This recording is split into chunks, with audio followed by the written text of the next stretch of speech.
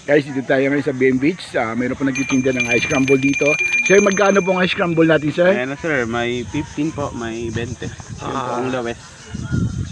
Sir, pwede po natin malaman kung magkano po kinikita nyo sa isang araw dito, sir, sa pagtitinda nyo po. Sakto lang po.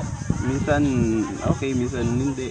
So, ang minimum nyo, sir, Sambahan lang po. sa isang Minimum araw, po, sir, magkano po? 1,000 po. 1,000 po.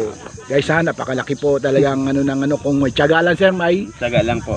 nilaga. Kaya talagang, sir, laban na tayo sa buhay natin, ha. Opo. Alam mo, yung ganitong mga napakaganda to, business to eh. Classic. Oo. Kaya sir, ano masasabi niyo, sir, sa mga nagtitinda katulad niyo rin po? Ano lang po. Tsaga lang. Tiyaga. Tsaga lang. Araw-araw. Oo, araw-araw lang. Ilan po anak niyo, sir?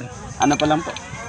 Baby po, baby. Baby. 1 month. 1 year na po. 1 year pa lang. So, isipin niyo guys, isa pa lang anak niya pero nagsisipag na siya. Tsaka lumalaban siya ng parehas, di ka to, di ba, nanghihingi, nangungurap, nagano, pero ito siya talagang lumalaban siya, naghahanap buhay talaga. Ito po ang tularan natin mga Pilipino na kahit palit lang kinikita, plus nilibuhay ang pamilya sa malinis na paraan. Eh sir, ano masasabi niyo, sir? Sa huli natin ano po? Ice cream! sa mga mamimili, sir, ano masasabi niyo? Ice cream! Tanggalin natin yung masarap na. Yes, yung classic po, yung classic. Oo, yung classic.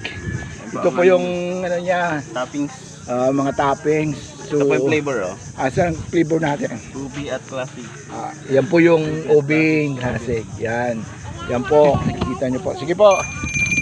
Ice cream! Sir, pabili ako ng siya. Hindi nga yan siya magkakaiwan. Isa lang, sir, kasi mga bata. Sir, God bless you. God bless you.